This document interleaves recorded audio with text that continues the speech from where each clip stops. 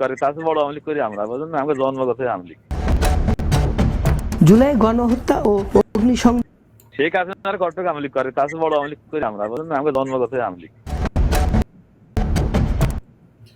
সুপ্রিয় দর্শক, বাংলাদেশের রাজনীতির মূল চালিকা শক্তি তৃণমূলের অদম্য চেতনা এবং ডেডিকেশন নিয়ে আমাদের আজকের বিশেষ আয়োজন। আশা করি ভিডিওটি শেষ পর্যন্ত দেখবেন। সম্প্রতি একটি বক্তব্য আমাদের সবার কানে খুব জোরে আঘাত করেছে এবং হৃদয়কে নাড়িয়ে দিয়েছে। জুলাই গণহত্যা মামলায় প্রায় 7 মাস কারাবরণ শেষে বেরিয়ে এসে একজন দীপ্তপ্রতিজ্ঞ আওয়ামী লীগ কর্মী, যার নাম হয়তো অনেকেই জানেন না, কিন্তু যার চেতনায় এই দলের মূল ভিত্তি, তিনি স্পষ্ট করে বলেছেন শেখ হাসিনার কতটুকু আওয়ামী লীগ করে, আমি জন্মগত আওয়ামী লীগ। এই একটি বাক্য নিহিত আছে আওয়ামী লীগের আসল শক্তি এবং শিকড় এবং এর ভবিষ্যৎ।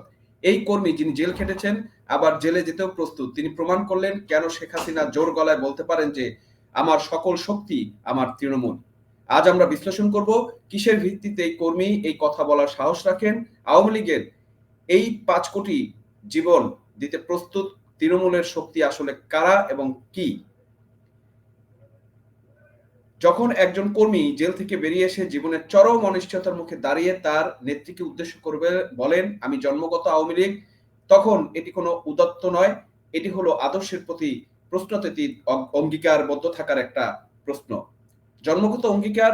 এই কর্মীর কাছে আওয়ামী লীগ কোনো রাজনৈতিক প্ল্যাটফর্ম নয়, এটি তার জন্মের ইতিহাস, মুক্তিযুদ্ধের চেতনা, বঙ্গবন্ধুর আদর্শের উত্তরাধিকার।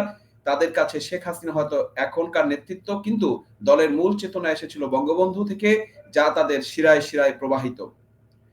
তৃণমূলের যে সংজ্ঞা, সেই সংজ্ঞায় এই কর্মী হয়তো খুব গুছিয়ে কথা বলতে পারেন না, হয়তো তৃণমূল শব্দটি ঠিকভাবে উচ্চারণ করতে পারেন না, কিন্তু তার হৃদয়ে ভাষা পরিষ্কার। নিজের আদর্শের সাথে যে কোনো আপোষ করা যাবে না, তৃণমূল আছে বলেই আওয়ামী লীগ আছে, এই হচ্ছে তৃণমূলের শক্তি। তারা মন্ত্রিত্ব পদ বা ক্ষমতার ভাগ চায় না, তারা চায় তাদের আদর্শের জয়, তাদের নেত্রীর সম্মান রক্ষা এবং জাতির পিতার স্বপ্নে সোনার বাংলার প্রতিষ্ঠা। তারা জানে যতদিন তৃণমূল বেঁচে থাকবে ততদিন আওয়ামী লীগকে মুছে ফেলার সাধ্য এই পৃথিবীর কারণেই।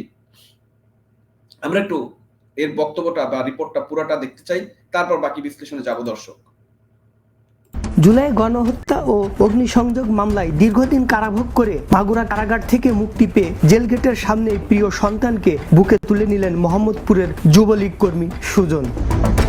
এছাড়াও আওয়ামী লীগের বিভিন্ন ওয়ার্ড ও ইউনিয়নের একাধিক নেতাকর্মীরা ওই মামলা থেকে মুক্তি পেয়েছে বলে ভিডিও চিত্রে দেখা যায়।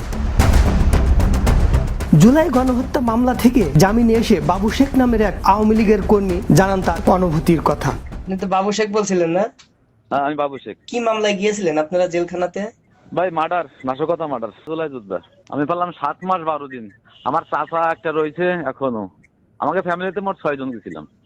আরে ভাই, শেখ হাসিনার ঘটক আওয়ামী লীগ করে তার চেয়ে বড় আওয়ামী লীগ করি আমরা, বুঝলেন না, আমাকে জন্মগত আওয়ামী লীগ। হ্যাঁ ইনশাল্লাহ কালকে আমরা যাবেন পেয়েছি, আল্লাহ আল্লাহ দিলি। জেল তো ভাই শিখে আছে, জেল তো খাটতে হবে, দল তো করতে হবে, বুঝলেন নাই। সোহেল রানা, দা নিউ। চিন্তা করেন কতটা ডেডিকেটেড একজন কর্মী এই বাবু শেখ। সে বলতে এইটুক দ্বিধাহীন ভাবে বলতে পেরেছে যে শেখ হাসিনার কতটুকু আওয়ামী লীগ করে তার চেয়ে বেশি আওয়ামী লীগ করি আমরা, জন্মগত ভাবে আওয়ামী লীগ। এই তৃণমূলরাই কিন্তু আওয়ামী লীগের সবচেয়ে বড় শক্তি। এই তৃণমূলের কারণে কিন্তু আওয়ামী লীগ এখনো টিকে আছে এবং টিকে থাকবে। তৃণমূলের 3টি শক্তি।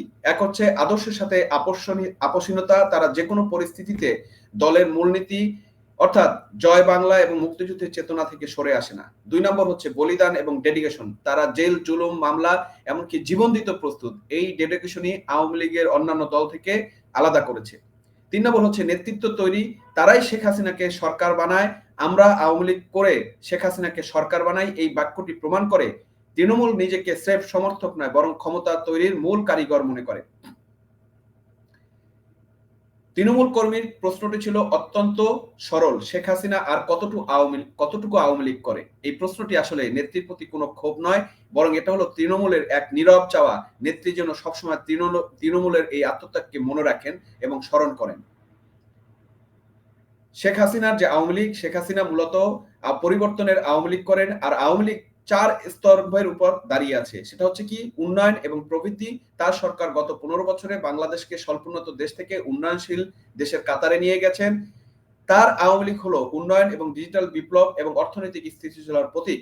2 নম্বর যে আন্তর্জাতিক গ্রহণযোগ্যতা, শেখ হাসিনা বিশ্বের দরবারে বাংলাদেশকে এক নতুন মর্যাদার আসনে বসিয়েছেন। তারা আওয়ামী লীগ হলো তার আওয়ামী লীগ হলো কূটনীতিক দক্ষতা এবং বৈশ্বিক চ্যালেঞ্জ মোকাবেলার প্রতীক। আরেকটা হলো 3 নম্বর হলো সমন্বয়ের কৌশল। তিনি একদিকে যেমন তৃণমূলের আদর্শিক শক্তিকে কাজে লাগিয়েছেন, তেমনি অন্যদিকে দেশের প্রশাসনিক এবং প্রযুক্তিগত উন্নয়নে আধুনিক বিশেষজ্ঞদের দ্বারা সমন্বয় ঘটিয়েছেন। 4 নম্বরে তৃণমূলের প্রতি নির্ভরতা। শেখ হাসিনা ঠিকই জানেন যে তার সকল শক্তি তার তৃণমূল। এই তৃণমূল বারবার সকল ষড়যন্ত্র এবং প্রতিকূলতা থেকে আওয়ামী লীগকে রক্ষা করেছে। দৃঢ় প্রত্যয় শেখ হাসিনা যখন বিশ্ব মঞ্চে কথা বলেন বা দেশের ভিতরে কোনো কঠিন সিদ্ধান্ত নেন, তখন তার এই দৃঢ় প্রত্যয় আসে 5 কোটি জীবন দিতে প্রস্তুত তৃণমূলের প্রতি অবিচল আস্থা থেকে। তিনি জানেন ক্ষমতার মসনদ, আন্তর্জাতিক সমর্থন ঢলে গেল, তার এই আদর্শিক কর্মী বাহিনী তার পাশেই থাকবে। ওই কর্মী যখন বলেন জয় বাংলার লোক এসব জেল আদালতকে ভয় পেয়ে চলে না, যতদিন রবে এই দেহে প্রাণ গেয়ে যাব আমাদের জয় বাংলার গান, জয় বাংলা জয় বঙ্গবন্ধু, তখন তা শুধু একটি স্লোগান থাকে না, তা হয়ে ওঠে একটি রাজনৈতিক প্রজন্মের শপথ।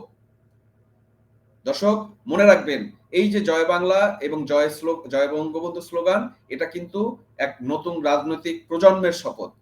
আদর্শের পুনর্জাগরণ। শেখ হাসিনা পতনের পর বা চলে যাওয়ার পর থেকেও বাংলাদেশে যে রাজনৈতিক শূন্যতা তৈরি হয়েছিল, সেই মুহূর্তে আওয়ামী লীগের উপর নেমে এসেছিল চরম দমন নিপীড়ন এবং জেল জুলুম। এই সময়ে তৃণমূলের এই অগ্নিপরীক্ষা প্রমাণ করে আওয়ামী লীগের শক্তি শুধু ক্ষমতায় থাকা নয়, বরং ক্ষমতার বাইরে থাকার মানসিকতায়ও রয়েছে।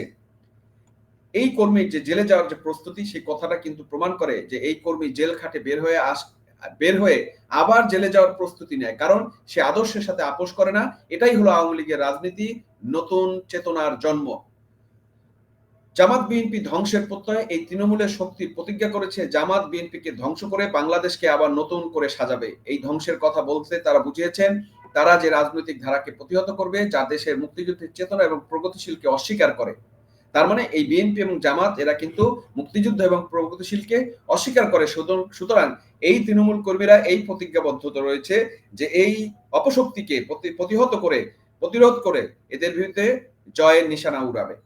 5 কোটি জীবন উৎসর্গকারী এই তৃণমূল কর্মীদের নিজেদের দাবি করেছেন 5 কোটি আওয়ামী লীগ আছে বাংলাদেশে যারা জীবন দিতে প্রস্তুত। এই সংখ্যাটি প্রতীকী হতে পারে, কিন্তু এর ভিতরে মনোবল কোনোভাবেই মিথ্যা নয়। এই মনোবলের কারণে আওয়ামী লীগ বারবার ঘুরে দাঁড়িয়েছে সকল চক্রান্তকে ব্যর্থ করে দিয়ে। তৃণমূলের এই অদম্য চেতনা এবং ডেডিকেশন হলো আওয়ামী লীগের সবচেয়ে বড় শক্তি। এটি কোনো সাজানো জনসমাবেশ বা অর্থের জোরে সমর্থন নয়, এটি হলো আদর্শের প্রতি মহব্বত, দলের প্রতি ভালোবাসা, নেত্রীর প্রতি অবিচল আস্থা থেকে। এই কর্মী যে কথা বলেছেন সে কথাগুলো বাংলাদেশের প্রতিটি ঘরে ঘরে থাকা আওয়ামী লীগ কর্মীদের হৃদয়ের প্রতিচ্ছবি। আপনার মতো সন্তান প্রত্যেকটা ঘরে থাকা দরকার। দলের প্রতি ভালোবাসা, দলের প্রতি মহব্বত, এগুলোই কি আওয়ামী লীগের বড় শক্তি না? হ্যাঁ, এটাই আওয়ামী লীগের বড় শক্তি। আর এই শক্তির উপর ভিত্তি করেই তাদের প্রত্যয় ইনশাল্লাহ আওয়ামী লীগ ফিরবে।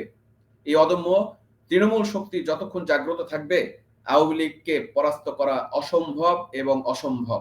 এই তৃণমূলই হলো সেই ফিনিক্স পাখি যারা ছাই থেকে উঠে এসে নতুন করে শপথ দেখায়। এই কর্মীদের মনোবল নিয়ে আপনারা কি ভাবছেন? আপনার মত, আওয়ামী লীগের তৃণমূল শক্তি কতটা অপ্রতিরোধ্য? কমেন্ট করে অবশ্যই জানাবেন। আজকে এ পর্যন্তই। ভালো থাকবেন, সুস্থ থাকবেন এবং চ্যানেলটি সাবস্ক্রাইব করবেন এবং সাথে থাকার চেষ্টা করবেন, কারণ হচ্ছে আমরা চাই আপনারা যাতে আমাদের সাথে থাকেন।